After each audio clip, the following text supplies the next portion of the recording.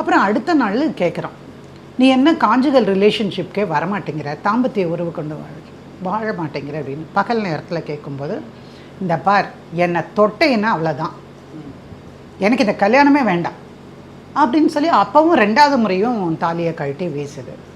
அப்புறம் பார்க்குறான், இவனுக்கு ரொம்ப ரொம்ப வருத்தம் ஆகிடுது. அம்மா நீயும் சொன்ன, அதுக்கப்புறமே இந்த மாதிரி தான் இருக்குது அப்படின்னு.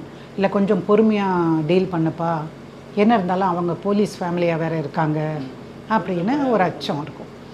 அப்புறம் இவங்க இந்த பொண்ணை பார்த்து கொடுத்தாங்க பாருங்கள் ஒருத்தர், அந்த புரோக்கர்னு அந்த காலத்தில் சொல்லுவோம், இப்போ நிறைய புரோக்கருங்கிற வார்த்தையை யூஸ் பண்ணுறோம்.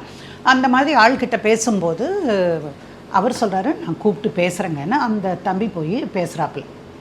யார்கிட்ட? அவங்க அம்மாக்கிட்டேயும் சித்திக்கிட்டேயும் சொல்கிறாங்க. அப்புறம் அவங்க வந்து இந்த தம்பிக்கிட்ட பேசணும்னு சொல்கிறாங்க. யார்கிட்ட? நம்ம மாப்பிள்ளைகிட்ட, சுமித்கிட்ட பேசணுங்கிறாங்க. சுமித் உடனே சொல்கிறாரு, இந்த மாதிரி நடந்துகிட்டே இருக்கு ஆண்டி, என்ன பண்ணுறதுன்னே தெரியல ஆண்டி, இதெல்லாம் சொல்லத்தானே செய்வாங்க.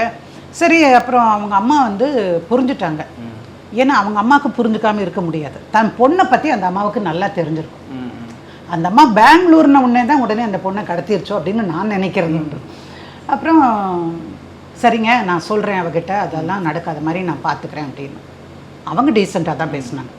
போலீஸாக இருந்தாலும் இவரை கூப்பிட்டு மிரட்டணும் அதெல்லாம் ஒன்றுமே கிடையாது அவங்ககிட்ட. ஸோ இந்த பையனுக்கு கொஞ்சம் ஒரு அச்சம் விலகுச்சு.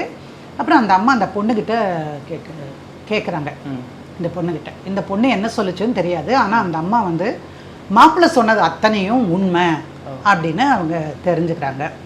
அப்புறம் அந்த பொண்ணுக்கு புத்தி சொல்கிறாங்க, நீ இந்த மாதிரி எல்லாம் இருக்கக்கூடாது, தப்பு, கல்யாணம் பண்ணினா இதெல்லாம் இருக்கும் அப்படின்னு நல்லதனமாகவும் சொல்கிறாங்க, மிரட்டுறாங்க, திட்டுறாங்க, எல்லாமே கூட்டிகிட்டு வந்து வீட்டில் வச்சு ஒரு 5-6 நாள் வச்சுருந்து அப்புறம் திரும்பி அனுப்பி விட்றாங்க.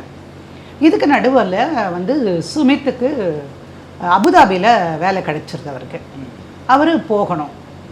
அப்போது என்ன நினைக்கிறாரு, இந்த பொண்ணு இங்கே விட்டுட்டு போனால் எங்கள் அம்மாவுக்கு ஏதாவது ஆகிடும், அதனால் சரி கொண்டு போய் நீ வேணால் பாரு, நீ வேணால் உங்கள் அம்மா வீட்டில் போய் இருக்கிறியா, ஐயோ எங்கள் அம்மாட்ட போனால் திட்டுவாங்க, அடிப்பாங்க அப்படின்னு அந்த பொண்ணு சொல்கிறான்.